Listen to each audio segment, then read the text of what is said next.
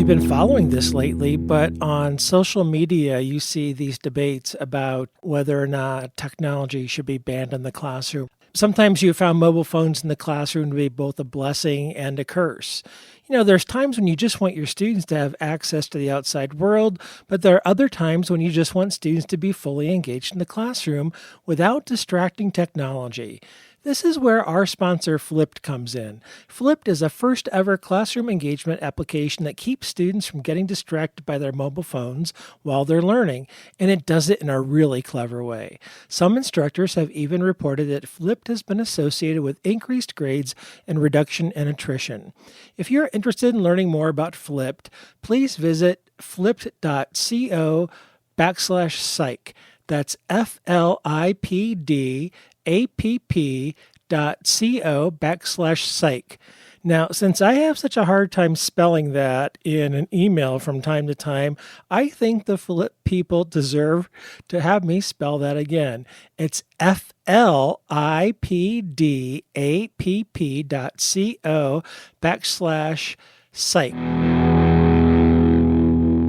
Hello, and welcome to Psych Sessions, conversations about teaching and stuff. I'm Eric Landrum, along with Garth Neufeld, your podcast hosts. As the name implies, we center on conversations about teaching, but we often veer into other interesting topics, which is the end stuff.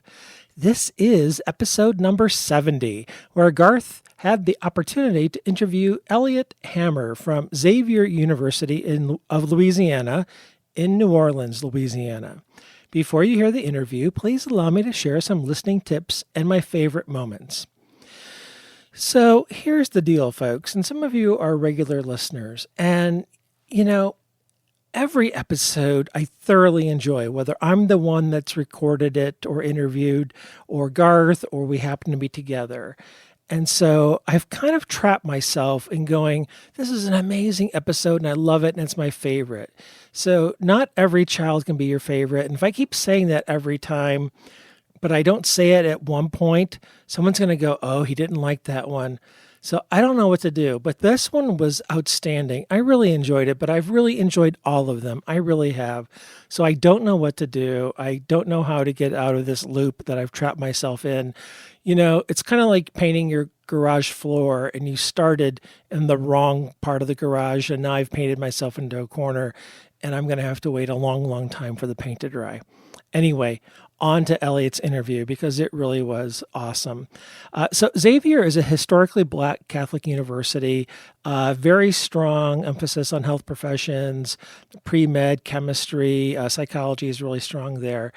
A very strong tradition in social justice. And so what's interesting for Elliott as a white male educator, and by the way, Garth and Elliott get right into this. There's no soft open. There's no chit chat.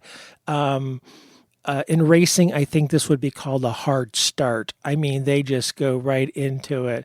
I mean, these guys are friends, obviously, but they're just going. And so it was really interesting. I mean, I just kind of had to, I shook my head and, put on my headphones and paid attention really closely, really quickly. So Elliott has been interested in social psychology really from, I think, the start. Actually, honestly, if you listen to this really carefully, I think since middle school. And his choice in going to a magnet school in high school, I think he's been interested in social psychology and stereotypes and understanding prejudice. I think it probably goes way back for him to Topeka, Kansas, Tulsa, Oklahoma, and that background for him. They talk about his undergraduate training. His choice of graduate education is weather-related. It is a climate-induced or influenced, let me say that. It's a climate-influenced decision. I'm just going to leave it there and make you listen to get the details of that. I really loved Elliott's, I'm going to call it vulnerability. He just told stories on himself and his family and growing up that I really admired. He told one about a high school teacher and in relation to his father. He told one about a high school teacher who had said to him at one point, "Hey, tell your father this." I don't think Elliott actually did tell his father this. If you don't need the scholarship money to go to college, don't take it. That means someone else can have it. And, Garth and Elliott kind of reflected on that and said, what a remarkable thing to say. And then Elliott kind of reflected on, however, he didn't think he relayed that to his father. Although, to make sure you get the details right, be sure to listen to the episode. I think I'm remembering that correctly. And so I really appreciated, Elliott sharing that, although he was really great about sharing those details throughout this interview. He talked about how his students at Xavier think he's very demanding and have high expectations. And, he kind of did the quote, "I'm not going to take you. I hated you for making us do all this stuff." And then, of course, 5 and 10 years later, those alumni are coming back and thanking Elliott for having these high expectations, setting the bar high.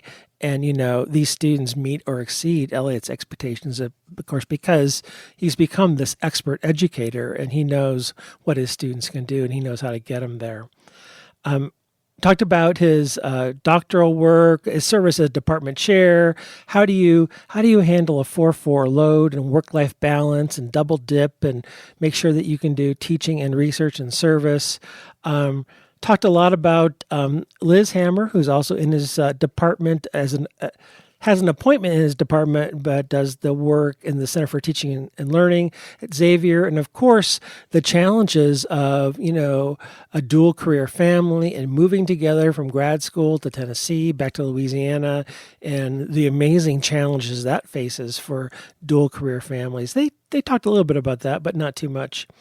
And then ended up with where they kind of started. The interview was conducted at the AP Reading in 2019 in Tampa, and then Garth and Elliott concluded by talking about where they were, the AP Reading, and then Elliott's beginnings starting in 2001, and then Elliott's current service as a question leader. So I think it's just a nice circuitous route in Elliott's career and really kind of an insight into what it's like to teach at that historically Black Catholic university and those students. And you can hear the honor and the privilege that Elliott takes, and he takes that job so seriously, and how he's evolved as a teacher, and how the work weeks, he's become more efficient and kind of cutting himself some slack as he's gotten older and wiser and finding that work-life balance. And so I enjoyed it thoroughly, but then again, I enjoy every episode thoroughly. So listeners, please enjoy. All right, this is Garth. I am at the AP Reading in Tampa. It is June 1st, 2019, and I am here with Elliott Hammer, current question leader, is that right? Yeah. You're a question leader. Have you done that before? Well, I've been officially question leader, but actually rubric master for a few years. But they put question leader on my badge, I think. I'm not sure why, but that's Before this, they did? Yeah, so rubric masters have question leader on their badge, but we all call them rubric masters. I think officially, according to ETS, rubric masters are question leaders of some sort. Oh, okay. But this is the first time I've actually been leading a question, as the name question leader would seem to imply. Yeah. And you're teaching at Zula. Zula. Yeah, so Tell us what Zula stands for. Xavier University of Louisiana. Yeah, and do you want to tell us a little bit about Zula, its history, what kind of an institution it is? Sure, yeah. So Xavier is an HBCU, an historically Black college university, founded in 1925 by a woman named Saint Catherine Drexel. She wasn't a saint then, obviously, but she is now. And it's the only historically Black Catholic university in the Western Hemisphere. We are sort of known for health professions. We, for years and years, have had the most African-American students go to medical school who finish medical school. So we're sort of known for our pre-med programs. About 2/3 of our students are biology and chemistry majors. So a heavy STEM emphasis. We also have a pretty big pharmacy school. I can't verify this, but I believe the stat is something like 10% of the black pharmacists in the country come from Xavier. And psychology is well represented as well. We're about the third largest major on campus. And, it's a nice program. It's a really great place to work because it's got a big mission in social justice. And we talk about that a lot and, really kind of live it. So, we bring it up in class and we talk about it with students. And our students are, even though the vast majority of them, at least at the undergrad level, are African American, there's incredible diversity among them in terms of their backgrounds, their family structures, and income levels and all that kind of stuff. So it's a really interesting place to work because we get so many different perspectives on things. But we're known for, really giving students a shot who may have gone to a school where they were a little underprepared. We recently were, I think it was number 6 in upward mobility in terms of students entering in the lower 2 quintiles of income and coming out in the top 2. I'm maybe getting that stat a little bit wrong, but we're kind of one of our goals is to get students to get a real shot and get them well prepared for what they're going to do next. So it's a great place to work. I've been there since 2000 and I just love it. Yeah, 2000, so coming up on 20 years. Yeah. Wow, yeah. That's crazy, right? It's amazing. Yeah, I spent 4 years at Tennessee State in Nashville before that. So my whole career has been at HBCUs and it's great, Okay, so I need to. We're just going to dive right in because you are a white man teaching at a historically black university, and you are talking about these kinds of issues, race, diversity issues in the classroom. Yeah. For people like me, and maybe people who are listening, who want to bring these kinds of topics into our classrooms, what do you do to be a responsible educator with your privilege and with what you bring into the classroom? I know we're right into the interview, but anything off the top of your head that you are like, well, this is what I've done is what's helped, and this is what hasn't. Yeah, I mean that's the thing is I've actually written a good bit about this and read a lot and done studies and things. So it is an unusual situation in a way. Now, Xavier actually has a little bit of a larger proportion of white faculty than most HBCUs do.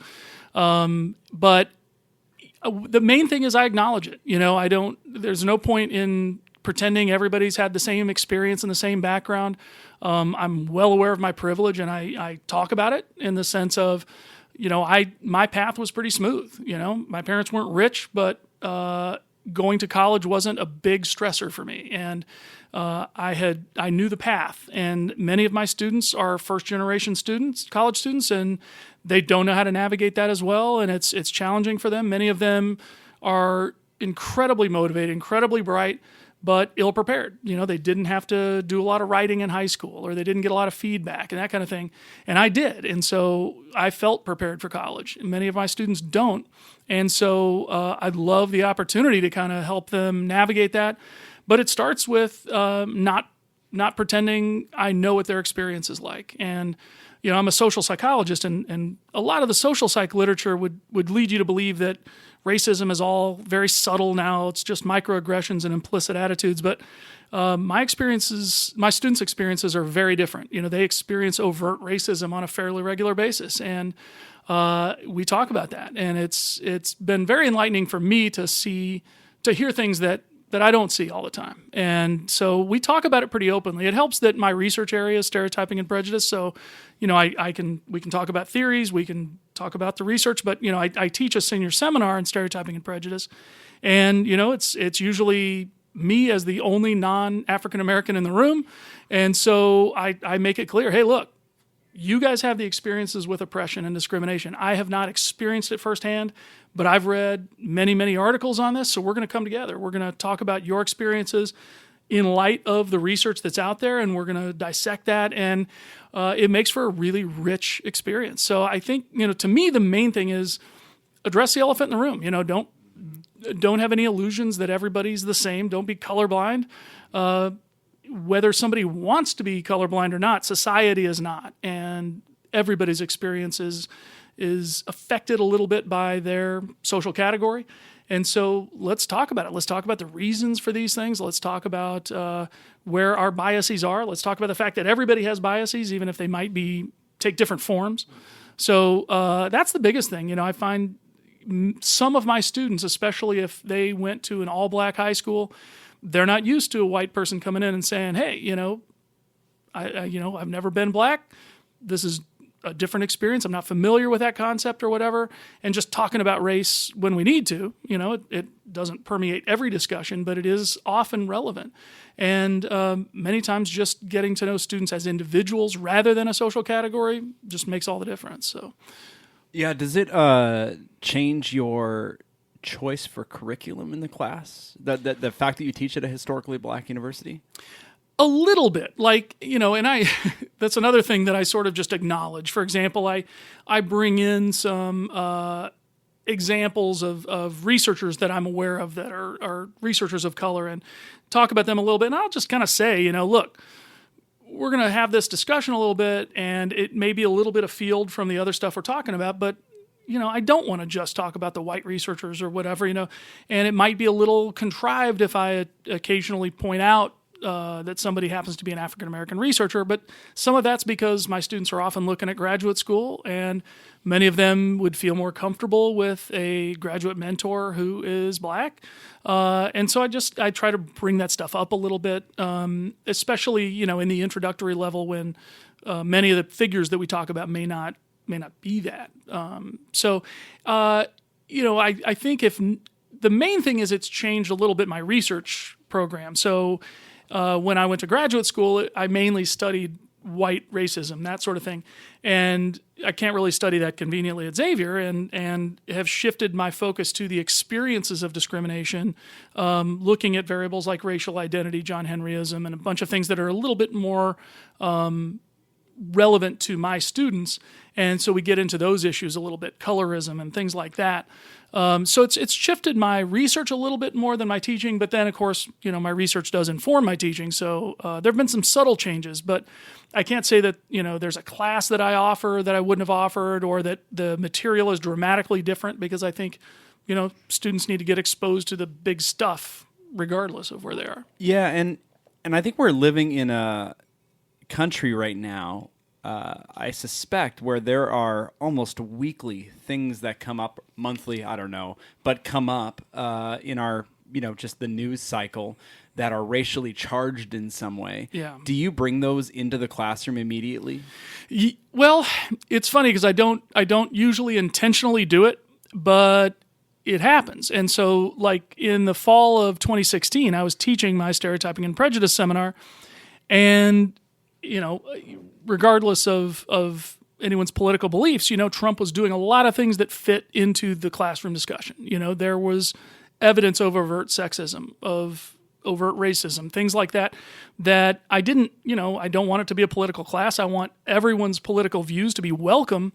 However, if any politician, I bring up examples of Joe Biden and so forth too, but if any politician is manifesting our class concepts in their work, then we're going to talk about it a bit if it's relevant. And especially that semester, a lot of Trump's stuff was really relevant to the classroom. And I would frequently kind of say, okay, this is not a political science class. I didn't mean for so many examples to be about him, but they were relevant. And there's, if you look at it through that lens of that class in particular, people might say, they have their own views about his own personal beliefs, but his behavior very well fit the model of so many of the concepts that we were talking about, that we would sort of laugh because he seemed to come up in every single class period.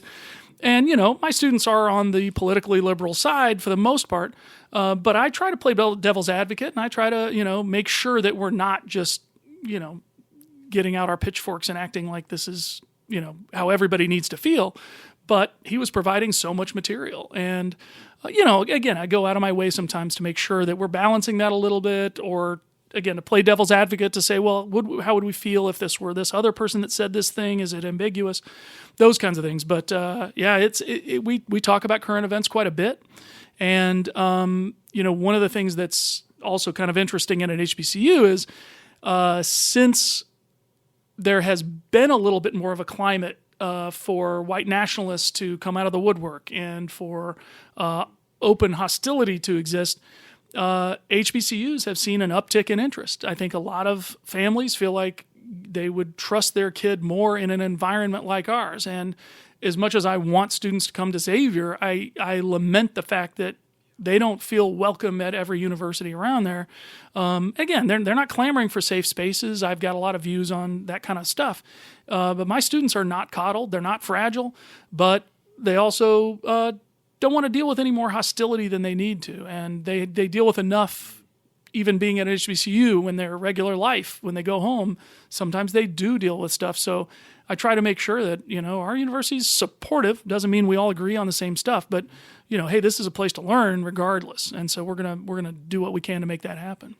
So I'm hearing you talk about all this stuff, and I'm wondering, where did this start for you? Because you did your dissertation was on white racism? Yeah. Mm-hmm. Okay.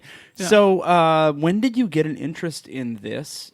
And can you trace it back to anything in your past where you're like, I got interested at this point, or I saw this, or I don't know? Go for it. Sure. I mean, it's a pretty clear, like I can, who knows how accurate my memories are, but I feel like I've got a pretty clear trajectory on that. And when I was a little kid, we lived in Topeka, Kansas, and people didn't talk about race or anything very much, and it was a pretty homogeneous environment where I lived anyway. And then we moved to Tulsa, Oklahoma, which is a little more diverse, or at least was then, but was very segregated. And it was a switch to where there was a little bit more overt racism, that you heard people throw the N-word around and stuff that you didn't really hear in Topeka. And so, I got very self-righteous that, I'm so much better than these people. And then I would go back to Topeka and I would realize that the racism was there. It just wasn't as overt, and I would pick up on little things and recognize that. But when we went to Tulsa, I made the choice, and I'm glad my parents supported it, to go to magnet schools. And so Tulsa had a really interesting desegregation initiative where they would, again, this is a very segregated city, at least then, where there was basically the black part of town was North Tulsa and the white part of town was South Tulsa with some variation, but it was fairly stark. And so white students from the south part of town would take the bus to the black part of town in North Tulsa. And as a result of that voluntary desegregation, they got a lot of money. And so these schools became really good. And so I went to a really good public middle school, George Washington Carver Middle School and Booker T. Washington High School, which are excellent schools, and got not only a great academic education, but a great social education too, because it was a place people had to choose to go. We all had home schools that were our default school. And again, for the white kids, it meant taking a 45-minute bus ride to the other part of town. Now, there must have been some openness from parents to allow their kids to do that. So that must have been a factor. Yeah, I think so. Now, I'd be curious to know how much of it was, hey, this is a really good school, so we want to send our kids here, and how much of it was, we want our kids to be exposed to diversity. But it was genuinely diverse. Now, we still had the problems of, the black kids sitting together in the cafeteria and the white kids sitting together in the cafeteria.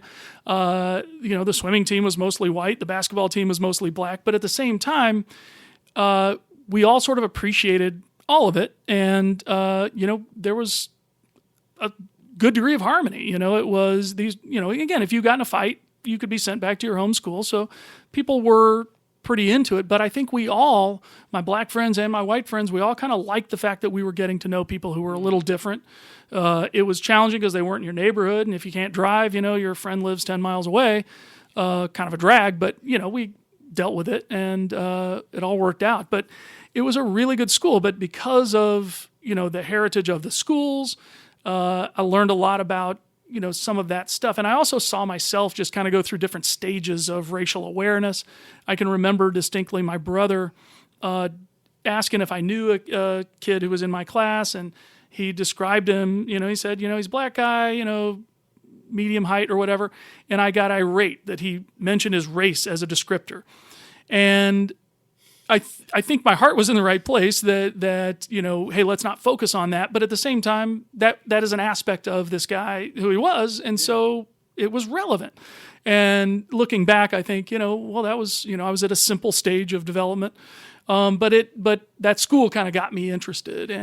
But it's interesting that you would get irate. I think I know that is just a stage of development, but it is actually like that story is particular to you because some people would get irate maybe about other things, but that's the thing that triggered you, right? So we're already on the path of you're very interested in this. You're triggered by it. Yeah. Your development, it's something that's important to you, right? At this point, even that's middle school or high school? That was high school. Okay. I think it was high school. Yeah.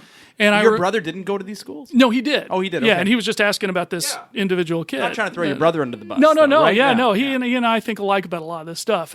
But I think I was probably of the stage of, hey, race shouldn't matter. None of this is relevant. We're all the same. Kind of a colorblind mentality. And then looking back, I think hey, that is a characteristic of this person. So, all through high school, it was kind of interesting. And then I went to college and started doing some research on group differences. I went to Kansas in Lawrence, and we talked about that. And then as I started thinking about grad school, I'd started doing some prejudice research and got in with my advisor, Janet Rusher at Tulane, who studies prejudice. And we've been studying it pretty much every day ever since. And so... Okay, so you go to Kansas, Kansas State? No, Kansas. University of Kansas. University KU. of Kansas. Yep. Okay. Yep. Yeah. Rock Chalk Jayhawk. Yeah, there you go. And you go there right directly into psychology?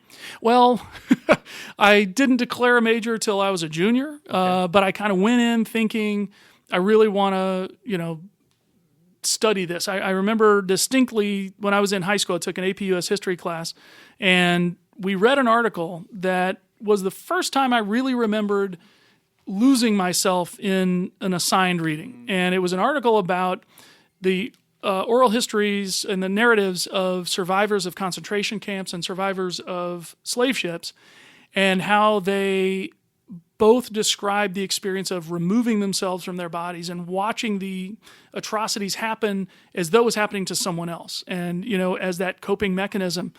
And it just made me think, wow, this is the first thing that really grabbed me the way a novel would or something. So I just kind of put in the back of my head, hey, maybe psychology is something I'd really like to get into. And so I kept it around, but I didn't want to commit. Well, it's interesting. It could have been social sciences. Sure. Where you kind of directed. Did you know it was social sciences at some point, or? I knew social sciences, but I thought about majoring in sociology. I thought about majoring in religion. I bounced around and, again, just didn't want to lock myself in. But I took a psych class at least every semester from the beginning, and then got a little more intense and got into some research. My gut is that you were well advised as you're going through this process, not to commit quite yet, but you're just feeling it out. Somebody's walking you through this, or to a degree, yeah. I mean, early on. Again, it's a big state school. I didn't get to know my professors very well early on, but again, my brother kind of carved the path. He had gone to KU, he had gone to college. So I sort of knew the ropes of the basics. I was a pretty good student, not the best, but good. And so I just kind of kept talking to other people. And so I got to know students who were pretty engaged, and we would talk about what we were doing and how to get involved in research. And, I was always just under the qualifications for psych-I, that kind of stuff. But, I kind of, I would say early on it was more through fellow students. But once I got a little more advanced, declared and everything, I got into a research lab with Dr. Nyla Branscombe, worked with her then grad student Daniel Wan, and we started collaborating on stuff. And that's when I really started getting, the more intense mentoring that I needed to figure out how to go to grad school and all that stuff. So how did you choose grad school? Was it who you could work with, or was it convenience of the location? What was it? A little bit of both. So, and this is in Memphis? No, Tennessee? Lawrence, Kansas. Oh, in Lawrence, you're at grad school. No, undergrad at Lawrence. Undergrad, and then grad school in New Orleans at Tulane. Got it.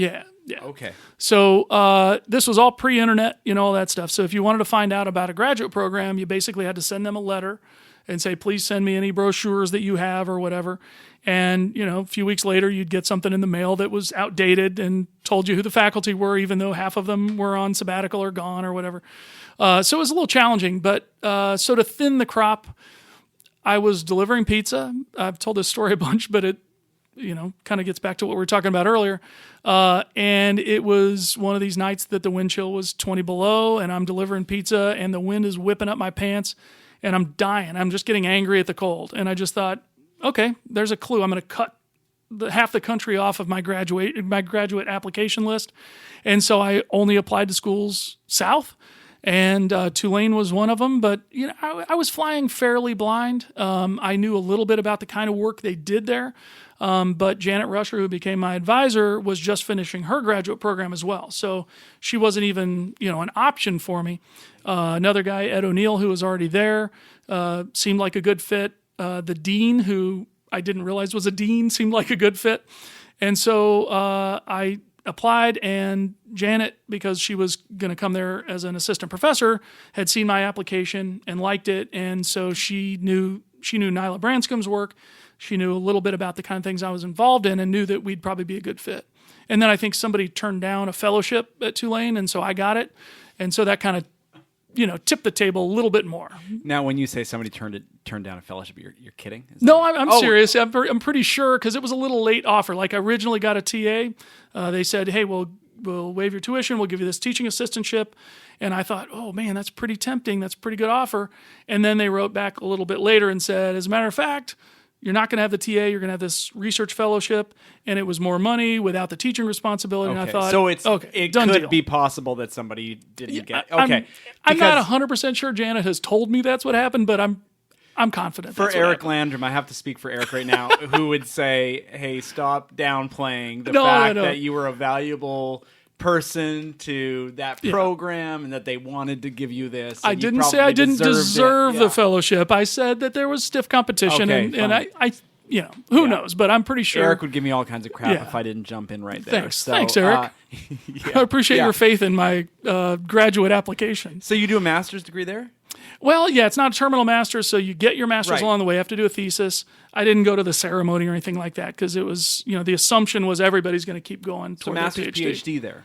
Yeah. Okay. Yep. Okay. Did everything there, but you apply to the PhD program. At least you did then. Yep. And so if I tell my students, as we talk about this, as we advise them, that if I'd said, hey, I want to get my master's in psychology, I wouldn't have gotten in. It was for students who wanted to get a PhD, and you do your thesis, you get your master's along the way, but it's not that big a deal there. It's nice because, you know that, well, if I don't like it or I quit or fail out now, at least I have that degree. But I wanted to keep on rolling toward getting a little bit further along. So the program, it was a social psych PhD. Yeah, experimental social psychology. Experimental social psych. Did they have other programs as well there? Yeah, quite a few. We had an IO program that isn't there anymore, but there's a school psych program that's still around. There's a quant program, organizational behavior, developmental. I'm sure I'm missing a couple others, but Are you connected with them at all still? Well, yeah, quite a bit. I mean, Janet and I obviously are still friends. We've been friends since 1991, and I know most of the faculty. I've got Saints season tickets with a couple of them, and we see each other at Mardi Gras and all that stuff. Thanks for working that in. Yeah, sure. Yeah, who dat? So I'm friends with them, but also we've gotten some nice little research connections. I had a collaborative grant called MERT, which is Minority Health International Research Training, with Tulane School of Public Health. We had that from 2006 through just this past fall when it finally ended on our third round. I've had an NSF grant in collaboration with Tulane, Kansas, and University of California, San Bernardino that has been really successful. We've gotten a few articles out of that. So it's really nice because we get these collaborative arrangements where places like Tulane have the resources that I don't have, but we have the student diversity that they don't have. And so we kind of join forces, and it works out really, really well. So it's a nice arrangement, I think. Yeah, that's cool. Now, before we move into your career, let me just ask, because I love this idea or this question, which is, as you look back through elementary, high school, undergraduate, graduate school, are there teachers that stick out to you? Yeah, quite a bit. And maybe tell us about one or two of them. Sure. And what those people meant. And this can go either way, as it often does. But yeah, what do you think? Yeah, I mean, obviously Janet Rusher, my graduate advisor, has been, she's just extremely wise. She was one of those people that, you'd turn in a draft of a paper Friday afternoon thinking, oh, sweet, I can take the weekend to relax. She won't get this back to me. And an hour later, it'd come back in my box just covered with comments and stuff. And so the weekend became busy again. But, she's been a friend and mentor for many years now. Really, my high school was so formative. And there's a guy named Paul Dykes who was a just revered teacher at my high school who he taught, college prep composition. He taught a philosophy class. And I'm actually friends with his son who was in my class, Chris Dykes. And Mr. Dykes would just challenge the hell out of us. He would push us on things and make us think about things. And, I've never told my dad this, but, he said, if your family can afford to pay for your college, don't apply for scholarships. Let the people who need them get them. And we were one of those families, and I thought, wow, that, and I don't think my dad would really like that sentiment, but that was one of those things that made me start thinking, wow, just because I might be capable to get a scholarship or I might be able to capitalize on something doesn't necessarily mean I should just take everything I can. And I don't know how much scholarship money I could have gotten anyway, but that was a little bit of an awakening for me that, it sort of made me think I don't need to just take the party line of get what you can. It's all for you if you want it.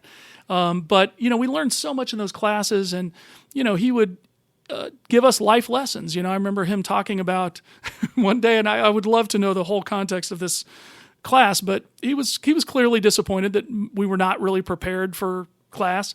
And he said, what does the word student mean? You all see yourselves as student. Well, study is a root of that word student, and you have not studied. And, again, he was the kind of person you really wanted to impress, and we had disappointed him. And, that hit a lot harder than if he'd been yelling at us or anything, But he was such a powerful force. And Mike Kimry, who is also the mother of a friend of mine, Blaine Kimry, and, she would just call me on stuff. And I think about the feedback I got. I would turn in a paper that I had thrown together, fairly late. And I remember her distinctly writing, come on, Elliott, on the top of my paper, like, you can do better than this. And it would just be shredded, just marks all over the place. And I look back and I think, how did they possibly put the time into giving us that level of feedback, pushing us to improve our writing that much? And so, I got to college, I knew how to write, and they tried to get me to be an English major because I could write. And so many people don't get that training. So I'm grateful for the time they put into that, I have two thoughts. Let's see if I can go for one of them. What strikes me is that these folks are all for you. Like, it was very clear to you that these folks care about me. Yeah. As probably the class, but me as an individual as well. Like, they care so much. They're gonna put in the time, and they are going to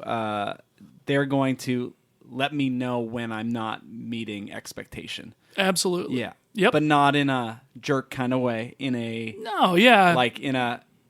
just knew. You knew that they were for you. Yeah. It never felt like, oh man, she's down on me, or she doesn't want me to do well. It was always, I've disappointed this person, and that was always powerful. And, the truth is we had an environment at that high school, and I don't know how common this is, but where there was just a norm of wanting to impress these teachers, that it was, it was a strange kind of peer pressure where if a student felt like, well, I don't give a damn what they think about, my performance, other people, that would ostracize you, that you would, what do you mean you don't care what they think of you? You have to try to impress these people. You have, they're going to demand that you do well. And it was such a, you really wanted to make them think you'd done a good job that it was sort of a healthy kind of peer pressure, like I say. Now, what was the man's name who was your teacher? Paul Dykes. Dykes, okay. Yeah. Oklahoma? Yep, Tulsa, Oklahoma. Are there a lot of men like Paul Dykes out there who would have those kinds of views on things? Interesting. I doubt it. I don't really know. It's funny. Again, my high school, the faculty were fairly diverse as well, and so we had different perspectives and everything. But he was, in that environment, that idea of, which I would regard as a little bit of a socialist mentality, is obviously really rare. Yeah.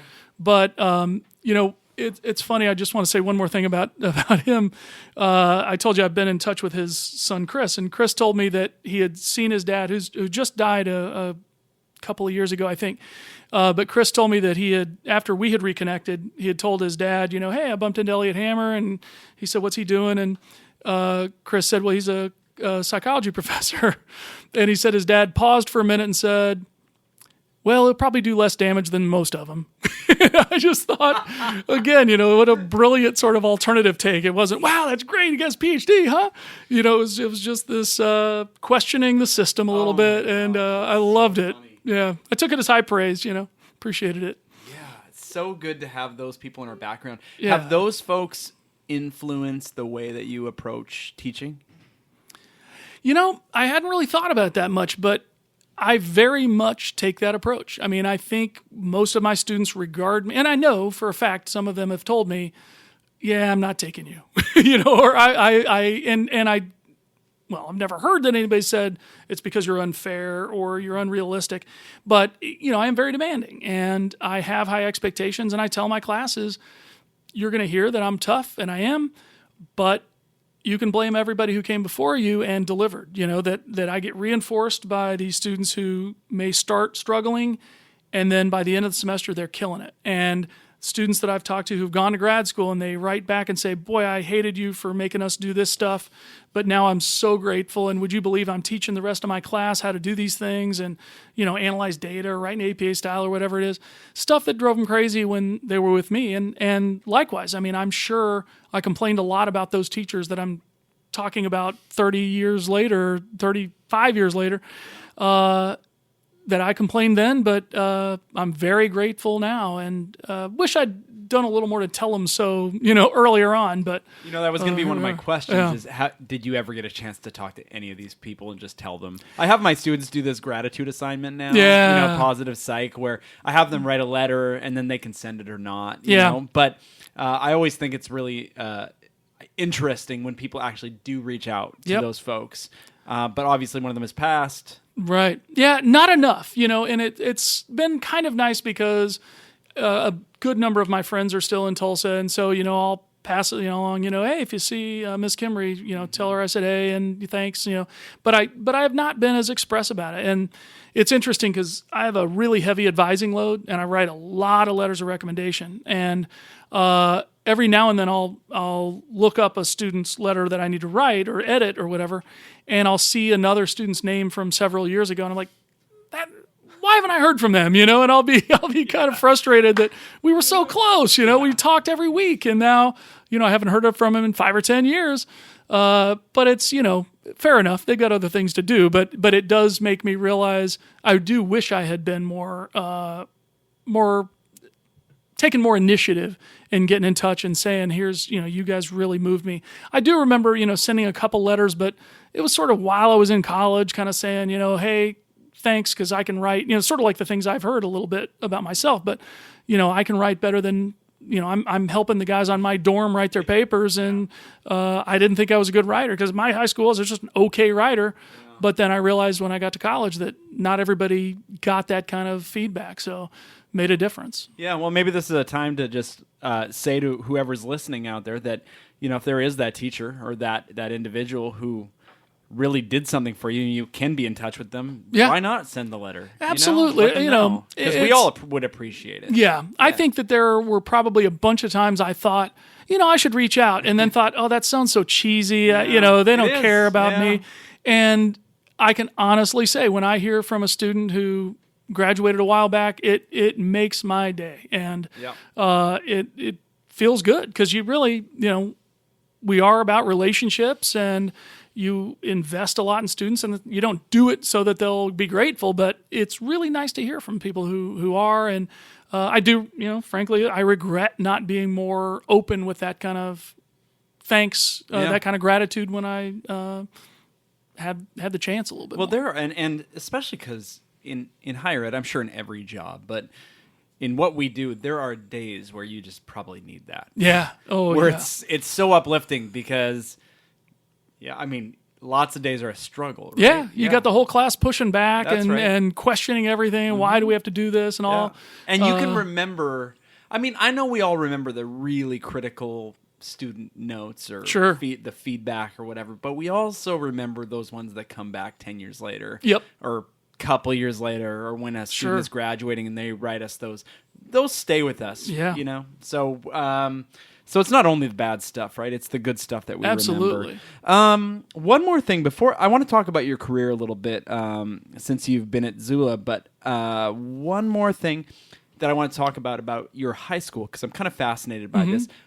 What years were those years in high I was school? there. I graduated in 87, so I guess I started in the fall of 83. Okay, 83. Yep. Okay. Now that I think about it, that's besides the point, but that's all right. So people who wanted to go to this school, you said students kind of had to opt in to go to this school. Yeah. But your teachers who went there, so your white teachers, did they have to choose? Were they already teaching at the school, or did they choose, do you think, also? That's a great question. I don't really know. Okay. I don't know how it worked. I do think that, again, we had resources, that we had funding. So like my high school had 7 or 8 languages, and in Oklahoma, that's fairly unusual, at least was then. I don't know how much things have changed. We had a TV studio, those kinds of things, which in the 80s were pretty darn unusual. So that was such a draw that I suppose teachers were more drawn to that too. I don't know if they got paid more or anything, but I would think that a lot of people who become teachers would like to teach in that kind of environment, not just for the resources, but because you've got a diverse group of students who are interested in getting a better education and are interested in being exposed to different cultures. I remember in my middle school, that was the first time I had a teacher, I had a student who said, why do we have Black History Month? Why do we have White History Month? And, she just said every month's White History Month, and that's kind of a pat response now, but that was the first time I'd ever heard it. Obviously, it stuck with me, and that must have been 1981 or 2, so that was a long time ago, and I think that was another little awakening, Yeah. So that was Mrs. Benford in middle school. Hey, Mrs. Benford. But, so, you get those kinds of things. So I suspect that there was an appreciation for different kinds of students and that sort of thing. Uh-huh. Yeah. So you get your PhD, you're living in New Orleans, and what's next for you? Well, I want to retire at Xavier. I mean, I love it there. It was, moving back to New Orleans in 2000. So Elizabeth and I both got our degrees at Tulane and then lived in Nashville for a while. And what did you guys do in Nashville? We both taught. Elizabeth was at Belmont University in Nashville, and I was at Tennessee State. And we really missed New Orleans, and we really liked the opportunities that we had at Loyola and Xavier. And Xavier's just a perfect fit. So, I've loved it there. And in 2007, Elizabeth had been a professor and chair at Loyola, and then came over to Xavier in 2007 to direct our faculty development center. So we're both on the same campus, which we both were wondering how that would work out, but it's been great because, we know all the same people. When we gossip, we know who we're talking about, but, we know the same students a lot of cases. So, we're really invested. And so we can go to sports games and root for the same team and all that kind of stuff. So we both are very highly identified with Xavier. I believe in what we're doing there. I love it. They've treated me well. And I'm all for it. So I don't know what it would take to get me to go somewhere else. I love being there, and I love being in the classroom. I did a little stint as department chair, and it was okay, but it's not really where I find myself the happiest. I don't feel any great ambition to do something different or to try to become an administrator or whatever. I love being in the classroom. I love that I can do research, but it's not high pressure that, everything has to get published. If we do a project and it fails miserably, oh well, let's learn from that and do something different. Most of my research is with students who are undergrads, and then they graduate and move on, and that project usually dies on the vine, but we learn from it and do something else. So yeah, right. So you've been there for 20 years. How is work different today than it was when you came in? Well, So Xavier is actually a fairly challenging place because we have a 4-4 teaching load by default. And there are opportunities for some of us to get release time. So like right now I'm the faculty athletic rep, and that comes with release time. So I do certification of all the student athletes, meet with them about, issues they're having with classes or professors and so forth.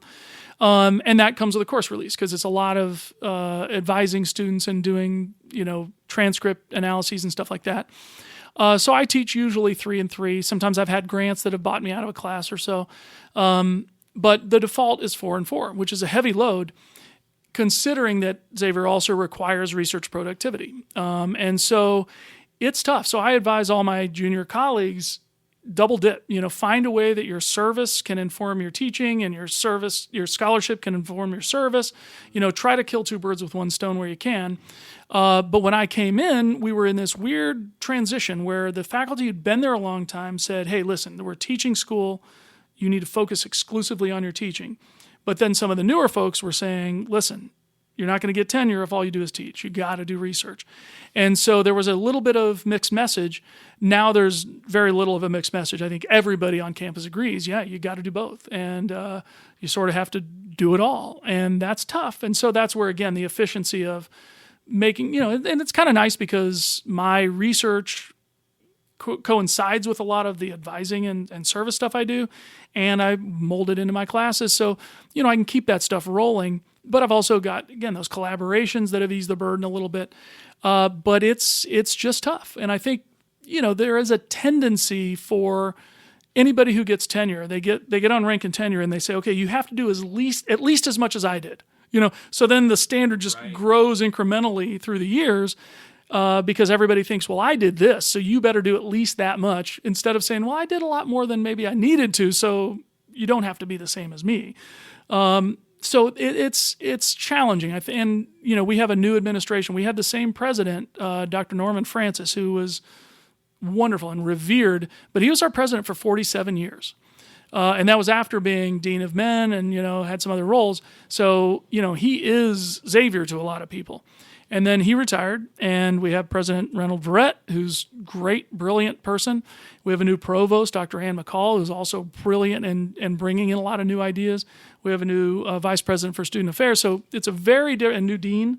And so we have a very different look. And to some of our students and alumni, that's scary because it's a transition time, and people are uncertain, or if they make changes.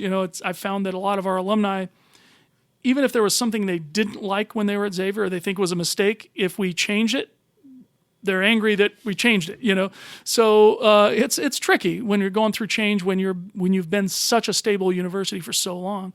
But it's unclear what other changes we'll have going forward. But clearly, the new administration is looking at everything, and they're trying to see, is this teaching load tenable? Are there changes we can make to the balance of how people are doing their work? So for the first 15, 17 years, same president, same provost? No, there's been some switches in provost, but mostly people from within. Yeah. So this is the first time, I think, since I've been there that we've had a provost who came from somewhere else. Okay. And, because we are an unusual university, as I said, the only historically black Catholic university. There's been this idea, well, we're different, we're unique, we're special, which we are, but that doesn't necessarily mean somebody can't come in and bring in new ideas. I think we need some of that. Right. Okay. So tell me about being department chair, because you did that for how long? While I was department chair, we adopted a division model, which meant that my title really went from department chair to department head. Not a huge difference in what those mean, so we'll just call it chair. And how many faculty are in the psychology department? We have 8 right now. Okay. 8 full-time. Elizabeth teaches, she's kind of affiliated, teaches a semester for us. And we've mentioned Elizabeth a couple times, but we should tell who she is. Yeah, Elizabeth Hammer. She's also done an interview. And she's the faculty developer, so she directs the Center for the Advancement of Teaching and Faculty Development at Xavier.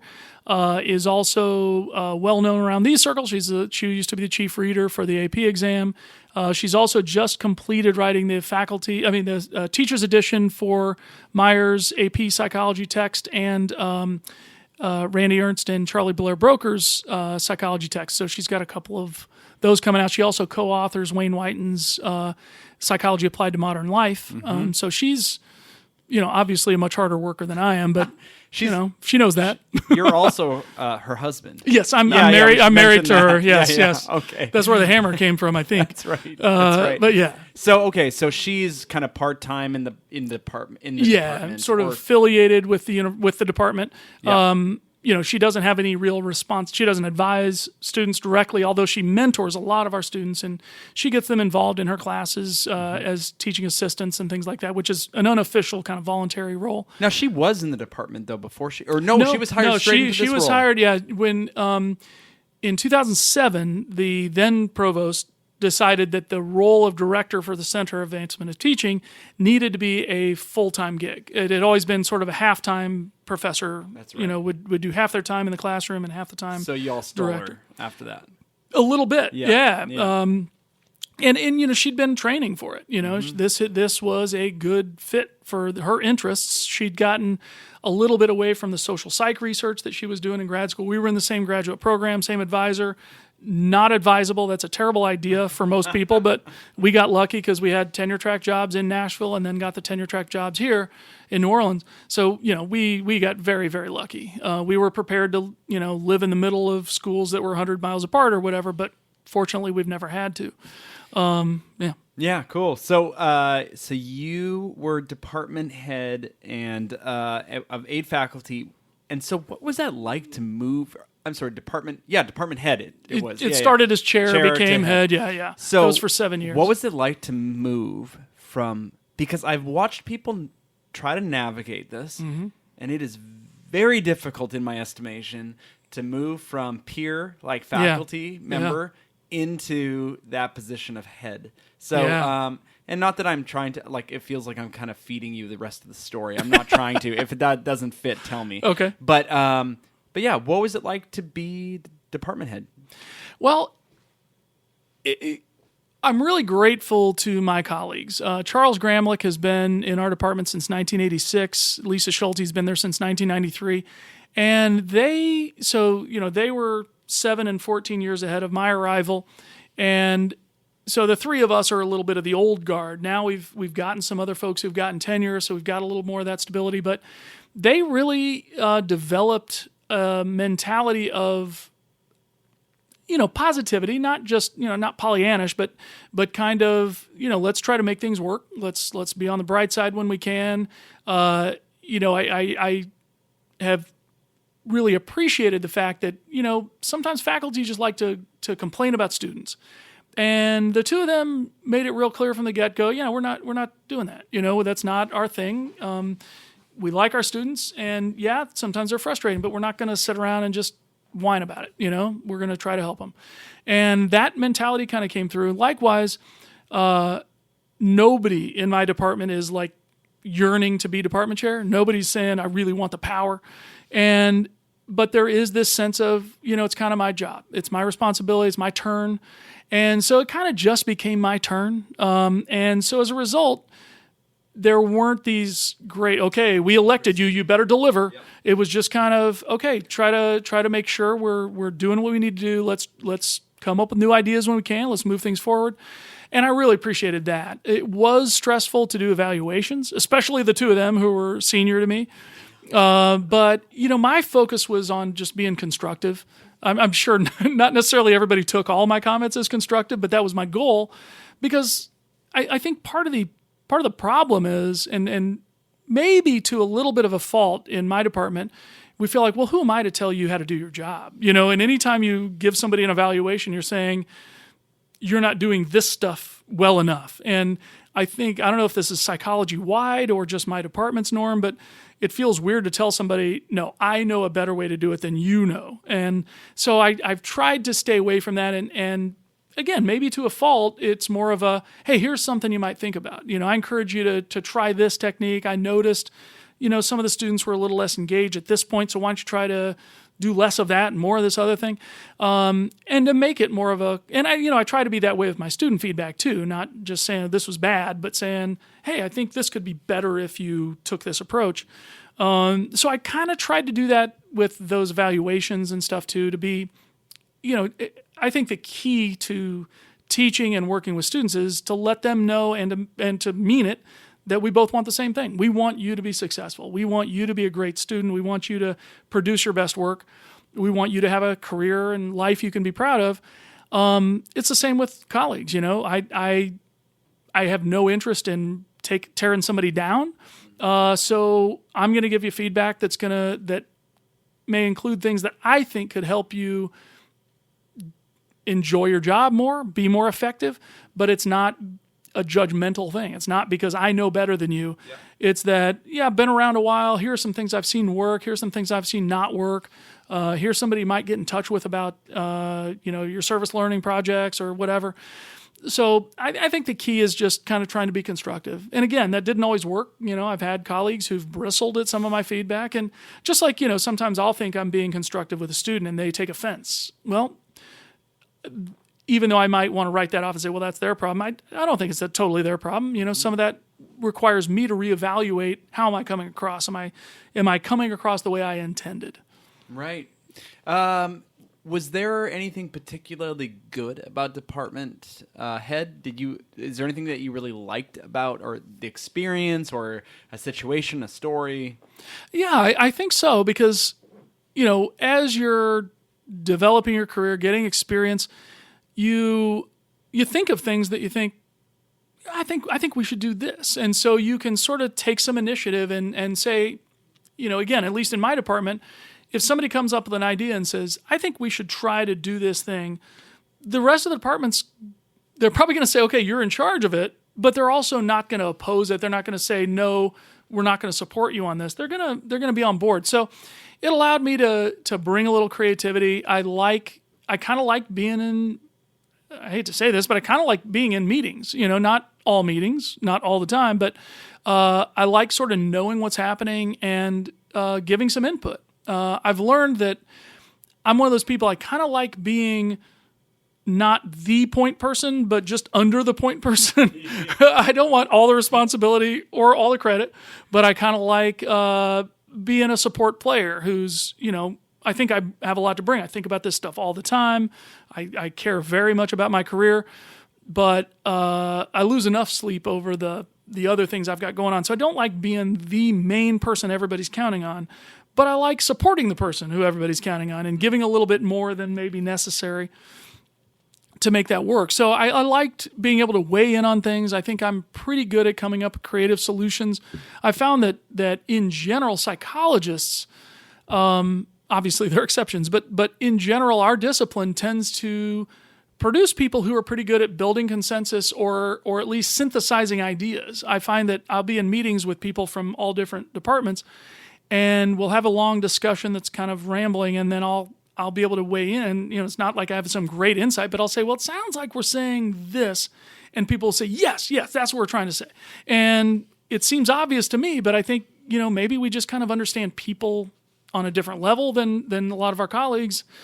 We're not better, but that's what we focus on is usually people and ways of thinking and ways of behaving. So we might be able to spot some connections that other people are missing and bring that consensus around or communicate it at least a little bit more clearly. So I enjoyed that. Yeah. Yeah.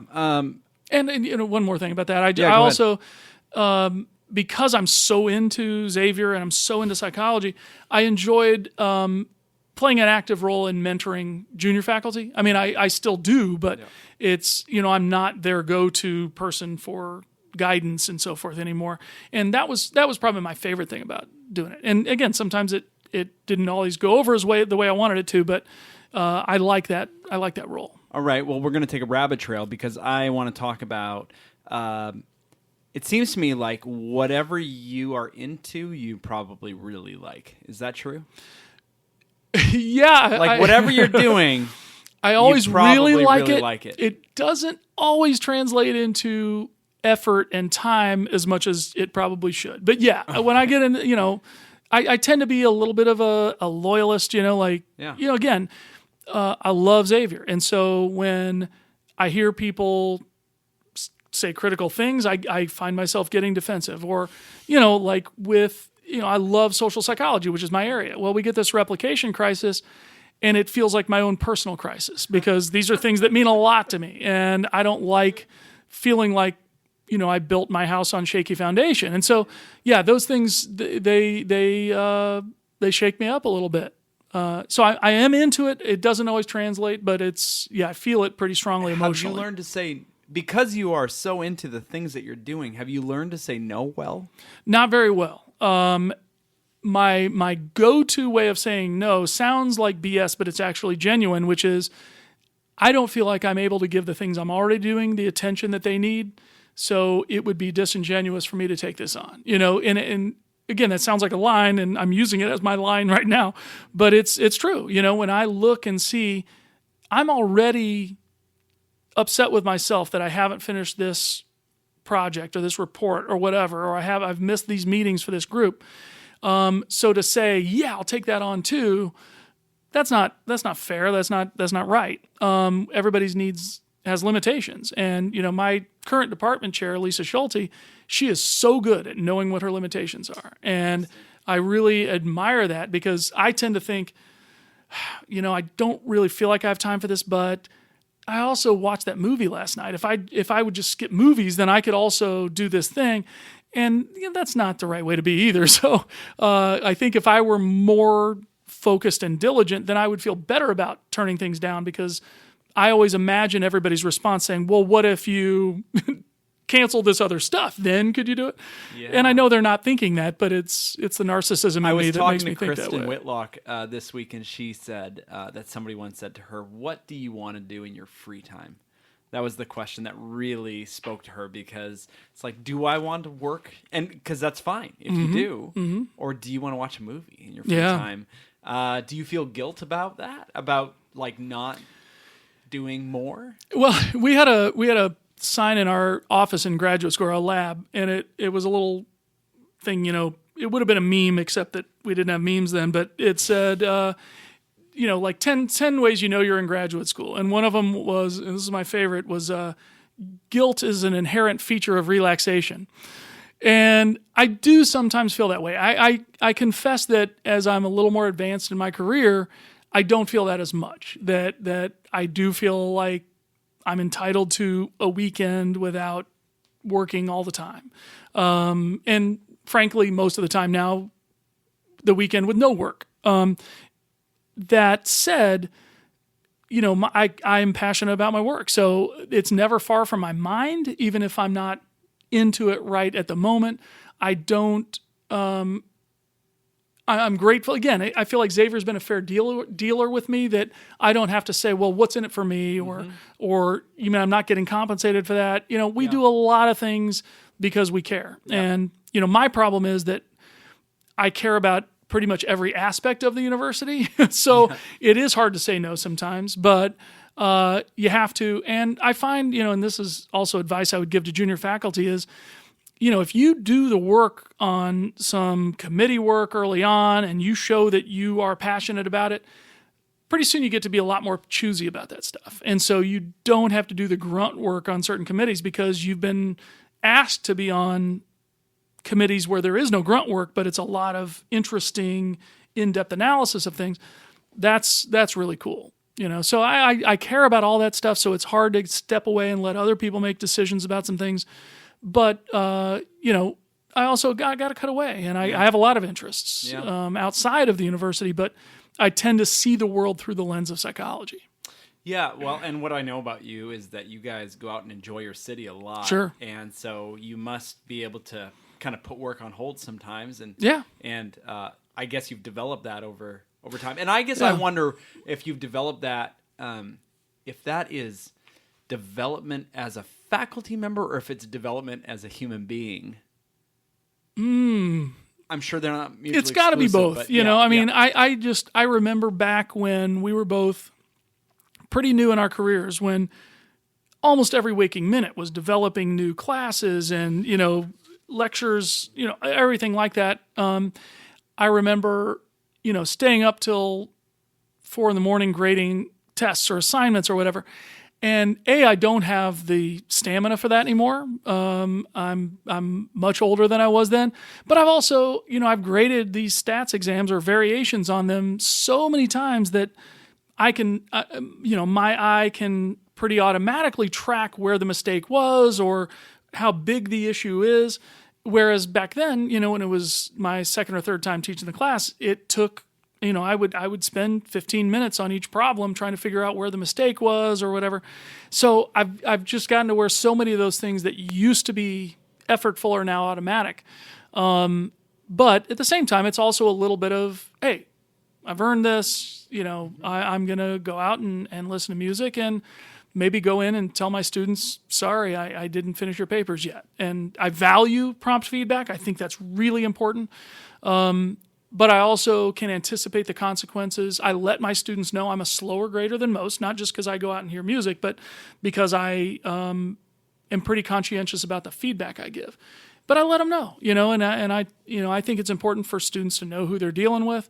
And I'll tell them, that is something that will frustrate you, but it's also in your interest because you don't want me to get progressively frustrated with students missing a problem or an answer and taking more points off the 10th person that makes the same mistake than the first person. So, the experience allows me to explain things to students in a way that resonates with them. I've gotten much more transparent with students now that, again, the experience of the confidence that comes with experience allows me to say, hey, here's what's going to happen next. You're going to get mad about this, and then I'm going to respond this way.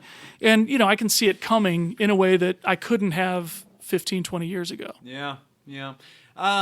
So you've been doing the AP reading. I want to just jump here before Sure. we finish up. But I'm guessing you started as a reader a while ago. Sure, yeah. I think 2001 was my first year as a reader. When did Elizabeth start? She started about 98. Okay. 97 or 8, I think. So she did it first, and then she said, Elliott, Yeah, come on. well, sort of. It sounded absurd to me, but yeah, she had done it. A colleague of hers, Valjean Whitlow, who was at Belmont, encouraged her to do it, and she did, and she came back, and so I was a camp counselor when I was in college, or high school and college, and, there was this weird experience where if you're a camp counselor, you come home and you think, the best people in the world are the people you work with at camp, that, they have no flaws. And a lot of it's because you're with them in this idyllic setting where nobody has any real responsibilities except, helping kids play tug of war or whatever. And she came back with that same kind of mentality that, like, these are the best people in the world. And I was very skeptical, and I think my skepticism was a bit warranted, but so was her enthusiasm that, you're spending a week in a hotel, nobody's having to cook, nobody's having to do any, grading of papers or whatever, although I know some people here do. But people call it psychology camp, and it's like that. And so she came back telling me about all these people that she had met and how wonderful they were, and these are the greatest people in the world. And I was probably a little bit hurt that, she had found these great people and I hadn't, but also I just thought, I know what it's like that, if you got to know them on a day-to-day basis, they have their flaws too. And that is true. But after a few years, I thought, I'll give it a try. And I was very reluctant because I hate grading. That's like my least favorite part of the job. I like helping students improve, but grading is tedious. It's challenging and everything. And so I don't have the best attention span in the world, as this interview probably shows, but I thought, I'm going to hate this. But she had convinced me, and I remember I had, over that summer, she had some meeting, I can't remember what it was, but I met a few of her friends from AP Reading. Rob McIntyre was one of them, Ken Seacrest, who doesn't come to the reading anymore, a couple of other people, and I thought, they were really cool. And so I thought, well, I'll give it a try. And so I tried the first year we were in Daytona in 2001, and I loved it. And it was just, it helped that, she had already made friends. So she introduced me to people like Rick Seafelt, who became, one of my very best friends in the world. And I found that the grading itself was not the drag that grading my students' work is, because you're not having to give feedback. You're not trying to help them improve. It's almost meditative to try to find out, well, where is the point? Did they get it or not?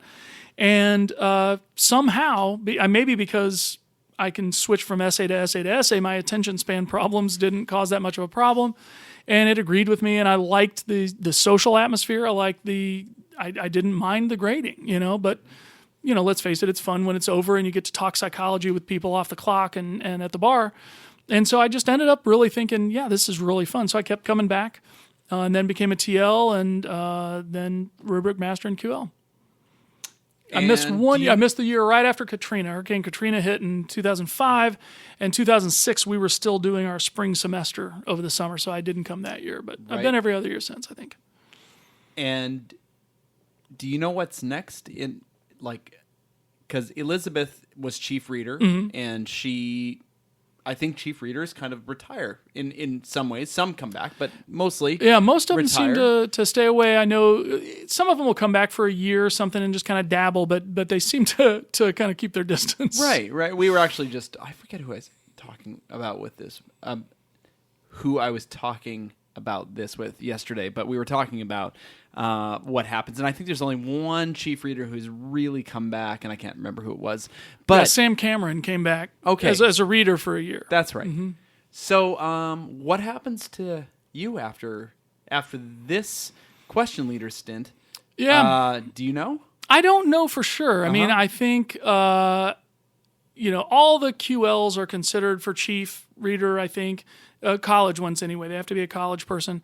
I'm pretty skeptical that meets my skill set that much. I like these. Like I said, I like being just under the point person. Oh, interesting. And so, I don't know if I would really be heavily considered, but I also am just kind of enjoying this. The nice thing is that after my QL stint's done, if I want to go back and be a TL, that would be an option.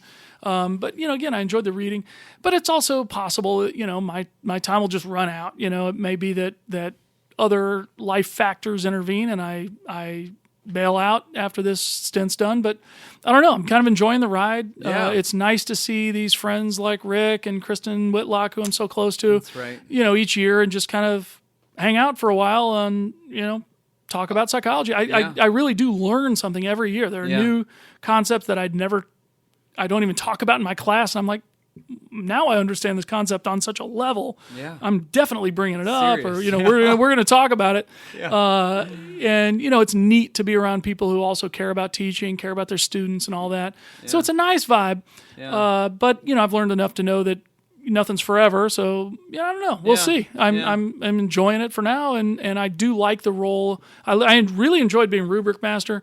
I didn't think I would. I thought, again, that I would be too flighty for that, but I liked it, and our rubrics tended to be pretty successful, and now I'm enjoying my role as QL. Yeah, that's awesome. Yeah. That's awesome. Well, we are about to have, 50 table leaders fly in here, and then another 520 readers in the next couple days, and get into it once more. So, and what I've observed from all these people, because I first met you here, but what I've observed is that people really do appreciate you in that role. I think thanks. some of your strengths as a teacher and an encourager and somebody who's really for people really does translate to your readers even, and kind of it kind of flows down from on high or whatever. But I don't think people feel like that about you. I don't. Good. It is very hierarchical in some ways, the way that the reading is structured. Yeah. But in psychology, at least, we have the people in those positions who don't make it feel that way. And so, I came in as a young reader a number of years ago, and I would just say that it's people like you who make this thing really operate successfully. And even though it's kind of blown up, right? Since you've been there, since you started, much bigger than it used to be. But I think that what keeps people coming back, and what keeps this kind of psychology camp feeling like this small place where you can meet friends and stuff is folks like you doing that. So thank you for saying that, man. I appreciate it. I love it. And again, it gets back to this idea that none of us has the answer. It blows people's mind that there are certain chapters I don't cover when I teach intro, for example. And what do you mean you don't cover that? And well, I'm not saying it's the way to do it, but it's my preference, Yeah. and I'm grateful to have the freedom to get to pick and choose a little bit. But we all care about our students and are into that, and so I like sharing those ideas and hearing what different people are doing, and it makes me admire everybody's different approaches. And I've learned, like, Sue France just last summer convinced me to try interteaching, and I thought, well, if Sue's trying it now, I'm going to give it a shot too. And I loved it, and it really made my class so much better. So, just getting to talk to people about, what they're doing, how they're approaching things, it's wonderful. So, I think, maybe it helps to know that I don't have all the answers, and Lord knows, I'm not one to preach about it.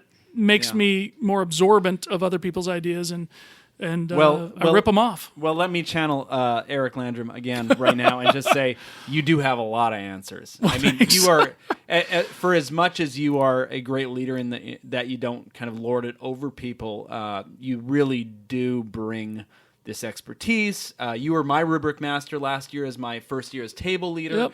I thought that it was just like a fantastic fit for you to be that person for the 30 of us who kind of need that person who's this stable. I don't know. At that point, you're kind of the wisdom guy. I don't know if it's wisdom or it's hilarious that it comes across that way, but yeah, I mean, I don't know. Well, but it is. Kristen and I used to say that she was the person who made announcements. I'm the person who types. There's obviously some thinking that goes into it, but yeah, I mean, it's just trying to find a way to synthesize everybody's ideas. But yeah, I appreciate you saying that. Yeah, That's very kind. And so thanks for what you do for this weekend, or this. It's not a weekend at all. It's like it's practically 2 we're weeks. Here for 11 days. My goodness. And so thanks for what you do for that. And it's really inspirational to hear about what you're doing at Zula. I was personally helped by you talking about what you do in the classroom there, especially with race issues and diversity issues, which are so relevant to what we're doing. So, thanks.